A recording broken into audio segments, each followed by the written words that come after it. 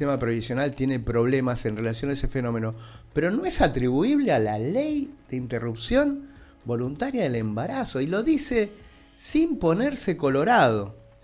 ¿Lo tenemos en línea, Hernán? Bueno, lo vamos a saludar porque me parece un buen arranque a partir de esta barbaridad poder hablar con el titular del CEPA. Hola, Hernán, ¿cómo estás? ¿Qué tal, Román? ¿Cómo estás? Buenas tardes. Perdón que quería estar ahí en el piso, la verdad. Sí. Pero bueno, hace 5 minutos me acabo de ir de la marcha de los endeudados, que tuve que cubrirla para América. Ah, ok. Bien. La verdad que fue interesante porque me sorprendió, no la cantidad de gente, quizás porque era una marcha, que era esperable esto, pero ¿sabés qué? A todo el que le pregunté estaba endeudado. Era como infalible. La discusión era si se animaban o no digamos, a mostrarse en la cámara, ¿no? Es muy fuerte, porque aparte creo que autoconvocados, había más gente de la que esperaban. Sí, había más gente, pero bueno, yo agarré gente que estaba con la pechera de un gremio, es decir, que había movilizado organizadamente. Claro. Y estaban todos endeudados. Igual estaban endeudados, obvio. Sí, y en situaciones, la verdad, muy críticas. Había muchos docentes, a todos los docentes que estaban ahí les podía haber preguntado, estaban todos muy endeudados. Me pasaba algo parecido con el gremio de textiles, que además con el gremio de textiles, bueno, algo que en general se conoce, pero se me ponían a contar la situación crítica de su propia empresa, no ya solo de su propia situación, claro, sino de su propia empresa y el riesgo de que cierre la empresa directamente. Sí, ¿no? Sí.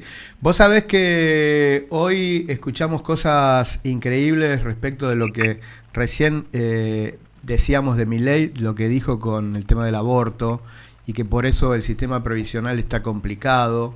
Y también dijo algo respecto de, está bien que haya caído el poder adquisitivo de los empleados públicos, pero así, directamente, planteando que aparte no cayó el poder adquisitivo a nivel de los salarios reales en el ámbito privado, pero sí los públicos, estaba bien, y ahí seguramente vos te chocaste con un montón de empleados públicos. Es que la mayoría, fíjate, los docentes, había, bueno, empleados estatales en general, varios del mundo de la salud, y no estaban acá, pero ¿sabés quién es el sector más moroso en términos justamente de endeudamiento de todos, privado y público? Sí. El sector de la fuerza de seguridad. Lo acabo de decir. Claro, sí. No, obviamente no estaban en la movilización, no, pero o quizás estaban del otro lado, pero créeme que tienen niveles de morosidad del orden del 40%. ¿Sí? Qué locura. 4 de cada 10, cuando hablo de morosidad, hablo de atraso de más de 90 días. Hernán, ¿y se está dando el fenómeno del embargo de algunos salarios para los que están en blanco? ¿Se está dando eso también? Sí, se están dando. Lo que pasa es que el embargo, en realidad, de los que yo entrevisté, en general la gente estaba como en la previa, con el temor del embargo, porque ahí sucede que para que te embarguen tiene que pasar por la vía judicial. Y vos todavía, te digo en términos generales, no agregados, mayoritariamente estás en la etapa donde el banco deja de prestarte y vende la cartera a una empresa de cobranzas, o tal vez te renegocia, o te deja de prestar y de alguna manera te obliga a que te vayas a la billetera. Pero todavía... el martes estuvo acá Silvia Sarabia hablando de la movilización que se hizo frente a Mercado Libre, una billetera virtual de las más conocidas, planteando de que ya el gobierno había autorizado a Galperín a intervenir sobre la asignación universal. Bueno, eso es una vieja ambición de Galperín. Yo recuerdo que en la gestión anterior me lo contó el ministro Arroyo, en este momento era ministro. Gran tipo, Arroyo. En una charla que tuvimos me dijo, Galperín está desesperado porque le permitamos pagar la asignación con Mercado Pago. Claro, y vos en ese momento decías, pero... ¿Para qué? Guita, claro, ¿para qué? Claro, era para esto. Quería esa guita, la quería porque es una gran financiera, claro. Sí, por administrar el dinero de la masa terminaba siendo mucha plata, pero sobre todo para tener acceso a una base de datos fenomenalmente grande. Total. De un sector que le iba a pedir crédito, porque el negocio es el crédito. Yo no sé si la gente sabe que la tasa en la fintech no solo está desregulada, sino que además funciona customizadamente, es decir, depende tu perfil de deudor. Entonces yo, imagínate, el banco no me dice, no te presto más plata porque estás atrasado, pagame. Claro. Entonces yo digo, bueno, voy a sacar un crédito para tapar el agujero del banco. Ujú. El banco, como costo financiero total, a lo sumo es 180%, digo a lo sumo es un montón, pero digo a lo sumo porque cuando pasa prácticamente a la billetera, ese límite se extiende hasta el 1400%. Sí, justo tengo un problemita con la señal, no sé si te moviste, si seguís caminando. A ver, ¿me escuchás? Y yo te escucho esto. No, estoy escuchando mal. Si se puede mover un poco, porque estábamos hablando, claro. A ver ahí, los ahí me bancos escuchás. con intereses hasta el 180 y las billeteras virtuales en el 1400%, por ejemplo. 1400%. Entonces vos pasás de una deuda con un costo financiero de 180 a una de 1400. Es un delirio, es un delirio. Ahora, nosotros queríamos acompañar parte de esta entrevista, no sé si lo podemos hacer, con el informe que justamente llegó sobre este tema que preparó el CEPA. Vamos a mostrar nosotros unas láminas que son a partir de la número 5 y, Sí. y si querés... Las tengo presentes. Bueno, perfecto. Entonces, cuando el operador me dé el ok y veamos esa... Ahí tenemos el tema del endeudamiento de las familias, personales, tarjetas de crédito y cómo fue subiendo el color rojo y el color azul. Bueno, ahí tenés... A ver, ¿qué curva estás viendo ahí? Primero, estás viendo el segmento de familias. Sí. ¿Sí? Estás viendo que la curva... a ver, es si ni miro los números, voy a decir, che, algo pasó. Totalmente Bueno, para arriba. Ese algo pasó, el momento es importante, es finales del 24. Es decir, cuando se deja, vos te cae el salario en el 20, al principio del 24 con la devaluación de final del 23, Sí. y hay una caída, supongamos, hasta mayo, y después empieza a recuperarse parte de ese salario, ¿no? Pasa con todos los segmentos salariales. ¿Cuándo deja de recuperar? Bueno, deja de recuperar hacia finales del 24. Es decir, en el momento donde vos empezás a tomar deuda y no poder pagarla. Lo que estamos viendo acá... Ahí lo vemos justamente que empieza a subir de una manera exponencial zarpada. Sí, tremendo. Sí. Y estás viendo solo familias, fíjate que sigue creciendo, crece en tarjetas de crédito y en préstamos personales, Sí. que son el 90% de la problemática de las familias, ¿no? Préstamos personales, acá tiene una línea roja, picó en punta y se fue para arriba. ¿Y en qué comprende préstamo personal? Banco y billetera, las dos cosas. No, acá tenés solo bancos. Solo bancos. Eso es, bien. Claro, es proveedores financieros. Proveedores financieros solo bancos. De hecho, el porcentaje es relativamente bajo, digo relativamente bajo. La curva es impresionante, pero estamos en el orden del 15%. Pero cuesta mucho medir billeteras, ¿o no? ¿Cuesta? No, las billeteras es lo mismo. En realidad nosotros no publicamos en el informe solo billeteras, bien. Pero de hecho la placa siguiente que vas a mostrar... Vamos a ver la lámina 6, por favor, que es la que sigue. Ahora yo te digo cuando la tengo. Ahí la tenemos, ahí va. Esta placa tiene dos cosas interesantes para ver. La primera es que ustedes van a ver una curva naranja arriba. Sí. La curva naranja es la de las billeteras, que si se fijan, tiene un incremento muy significativo, tiene... En el COVID. Claro, y ahora. Y el salto de ahora llega a niveles del orden del 30% de morosos. Se ve perfecto, lo estoy viendo en pantalla, sí. Es decir, junio del 26. Uno de cada tres. Endeudado, porque acá en el denominador, es decir, los endeudados, yo tengo a todos. A los que pagan y a los que no pagan. Claro. Bueno, y arriba tengo los que pagan, los que no pagan. Es decir, uno de cada tres no paga. Es tremendo. Es tremendo, es tremendo. Y por eso los bancos van a tener que prestar atención a esto. Hoy Santilli, de una manera muy cínica, dijo, bueno, tenemos estas tasas en relación a la inflación de donde venimos del gobierno de Alberto. Hermano, pasaron casi 3 años. ¿De qué me estás hablando? No, pero además no tiene ningún sentido. Es cualquier cosa. El costo financiero total. Mirá, ¿cómo funciona esto? Para el que nos está escuchando, que ya lo sabe porque lo sabe desde su vida cotidiana. Pero digo, ¿cómo funciona? Yo actualizo mi deuda, supongamos que la tenga con UVA, ¿no? La actualizo con un costo financiero del orden en el banco del 180% contra una inflación del 35%, supongamos. Sí. Y contra salarios al 30%. Total. Sí, es imposible. Y si voy a la billetera, se me actualiza al 1400% contra un salario que se mueve al 30%. Es imposible que no se te haga una bola de Muchos podrían pagable de preguntarse dinero. desde el punto de vista, bueno, ¿de dónde saca estos datos? ¿De dónde, cómo se trabaja con la Los base? datos son oficiales, Son ahí hay oficiales. dos bases, hay una que viene directamente procesada, que es el informe que realiza el Banco Central, que tiene el número general, ¿no? Que me dice, bueno, de los proveedores financieros es esto y los no financieros es esto, y hace algunos ratios.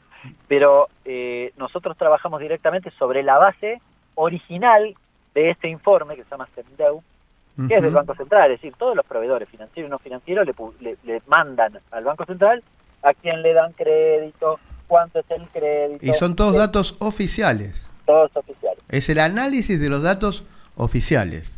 Y ¿Eh? lo único que no tenés acá, y es Ujú. importante, es lo que no tenés registrado. ¿Y qué no tenés registrado? Y yo le pido al prestamista del barrio y eso no está registrado. No tiene Claro. obligación de informarlo, no hay papel, no hay nada. No, y eso cada vez crece más. Sí, eso es muy importante, porque lo que Ujú. vos ves, yo en el primero de los gráficos que mostraba, Sí. en realidad estábamos acotados a las familias. Pero si yo tomo todo el sector privado, familias y empresas, hay una estabilización del ratio. Entonces, de hecho, el presidente lo tuiteó, reposteó a alguien que había tuiteado, un titular de un informe de una consultora 1816, que decía, bueno, se dejó de crecer el ratio de irregularidad. Bueno, en realidad solo el de los bancos y si tomo los privados, ¿no? Había un montón de peros, o sea, la billetera sigue creciendo. Pero ese dato te da indicio de una cosa que está pasando A ver. y que se va digamos, a profundizar en el tiempo. Los bancos dijeron, mira, vos me debés, yo no te presto más. Pagame Claro. y no te presto más. Y entonces el ratio empieza a acomodarse. Pero decir, bueno, ¿se resolvió el problema? No. No, Porque no. esa persona, era el ejemplo que ponía antes, Se fue a otro se da lado. vuelta, toma guita en la billetera o en el prestamista para cancelar esta otra deuda. Sí. Y entonces pasa de una tasa o un costo financiero de 180 a 1400. Y en el no registrado, o sea, en el prestamista es infinita la tasa, te imaginarás. Total. Y ¿Sí? encima lo mal que la pasa a la gente porque apretadas de por medio y demás. Sí, te llevan la cocina además para cobrarte la deuda, ¿no? Claro. Entonces, y el problema además, yo ayer la escuchaba a Fernández Molero, no sé si vieron No. hay unos cortecitos en las redes, Ajá. Fernández Molero dice, no, en realidad la cuestión es que la gente ya estaba endeudada con el prestamista del barrio y ahora, como le dimos posibilidades de crédito, le debe al banco. Bueno, es una estupidez flagrante, Sí. pero ¿a qué apela? Apela a la no registración de la deuda con el prestamista. Claro. ¿Se entiende? Cuando dice Desde eso, ahí es que no se inchequeable, sabe. porque no existe ese dato. ¿Podemos ver la lámina 7? A ver si la tenemos a mano. La verdad, Hernán Lecher estudió, ¿eh? Sabe todo. Preparó la lección. Bueno, esto es una tabla que plantea Sí. cantidad de deudores totales y morosos según tipo de entidad. Algo de lo que Sí. estabas contando, más o menos. Ahí Sí. el dato agregado quizás era como para arrancar con esto, porque el dato agregado, ¿cuál es? Bueno, vos tenés 20 millones, tenemos 47 millones de personas en la Argentina, Sí. sacale los pibes, deben ser, no sé, tenemos 30 y puchito, 35, supongamos. Ok. Bueno, 20 millones están endeudados. Y vos decís, uy, es un montón. En realidad, la verdad, a mí ese dato no me preocupa demasiado, Mm. porque yo, supongamos, hoy comí al mediodía y pagué con la tarjeta, y entre hoy que comí y pagué, y el momento que pago la tarjeta, yo estoy endeudado. Sí. Y no es un problema en Ujú. sí, si yo puedo pagar. Así que los 20 millones no me preocupan mucho. Lo que sí me preocupa son los casi 6 millones de personas que están atrasados por lo que se llama situación 3 para arriba. Situación 3 es atraso de 90 días o más, se ordena desde situación 1 hasta 5, la 5 se considera incobrable, lo que pasa es que ahora no sé qué van a hacer porque hay Claro. tanta gente en la 5 que no sé si lo van a considerar incobrable, Sí. pero medio por definición se considera que la 5 es incobrable. Bueno, en la 3, 4 y 5 tenés 6 millones de personas. Ujú. Es un número Muy alto. tremendo. Muy alto. Pensalo que además, cuando lo ves por franja etaria, Sí. vos tenés mayoritariamente concentrado el endeudamiento en gente que va de los 24 a los 45 años. Ujú. Es decir, no lo puedo 100% confirmar, pero me animo a aseverar que son jefes de familia. Y sí. Ah, Sí, por la franja etaria, ¿no? Y que además se endeudaron para pagar la luz o la comida, mayoritariamente la comida. Recién veíamos tarjeta de crédito. 90% de tarjeta de crédito es comida en el supermercado. 90%. Sí. Es impresionante. Con lo cual, básicamente, la gente se endeudó para la comida. Para ¿no? poder Es que comer, fue, total. claro, uno que se fue al Mundial, bueno, debe estar ahí en el listado, Sí. porque puede ser, pero es absolutamente marginal. Acudís a la desesperación y aparte en la idea, bueno, tiro para adelante y después veo cómo hago. Y en algún momento, si pagás los mínimos, sabés cómo hago. Eso es Sí.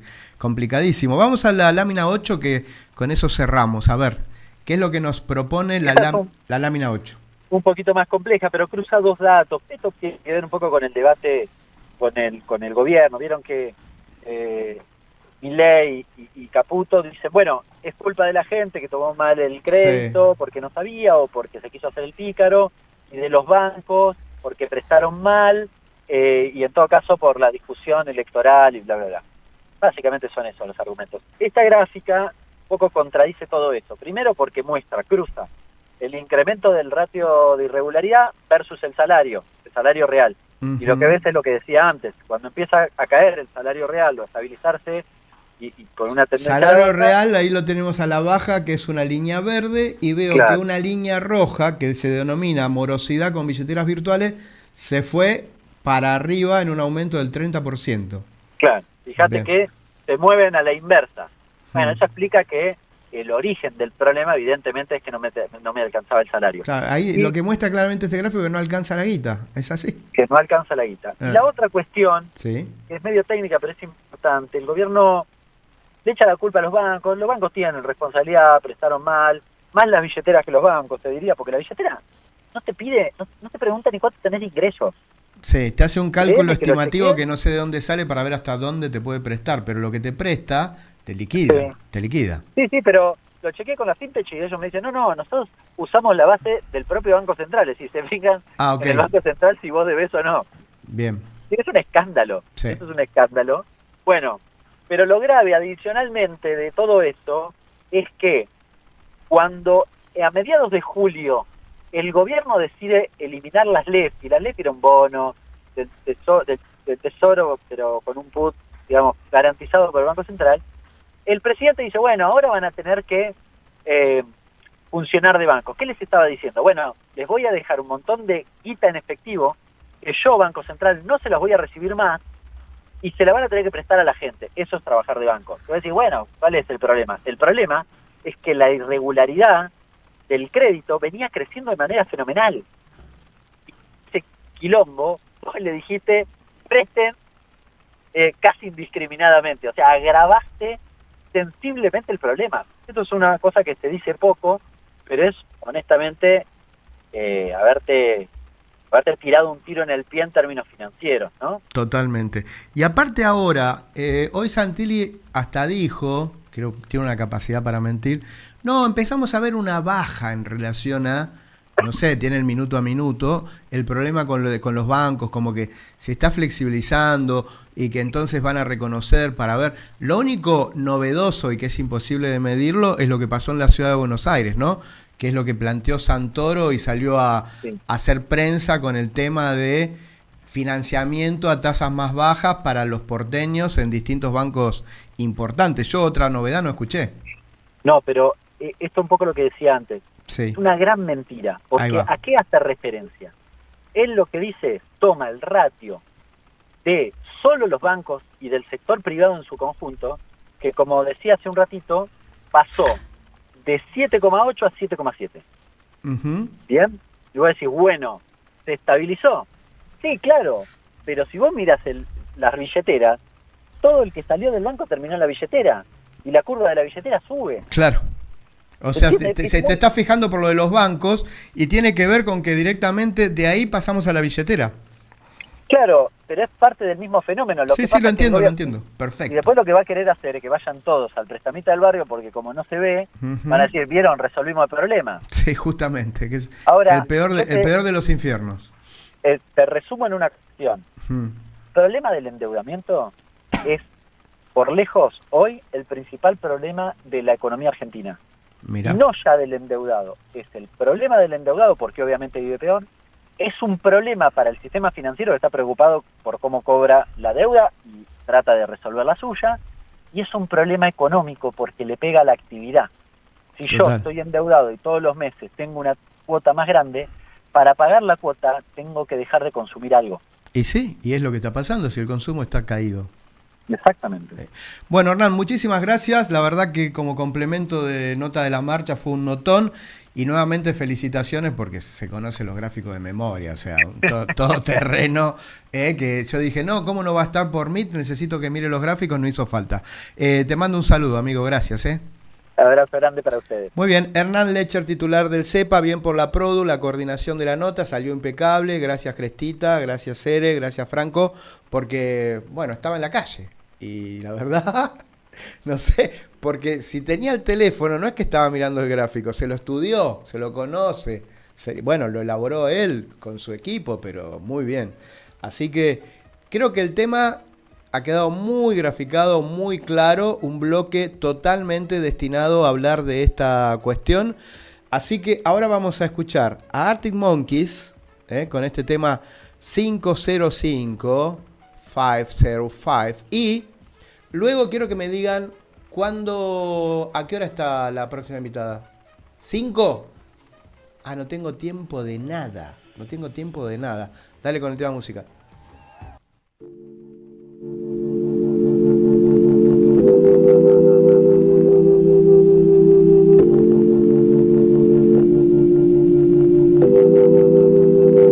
I'm going back to 5:05. If it's a 7-hour flight or a 45-minute drive, in my imagination you're waiting, lying on your side, with your hands between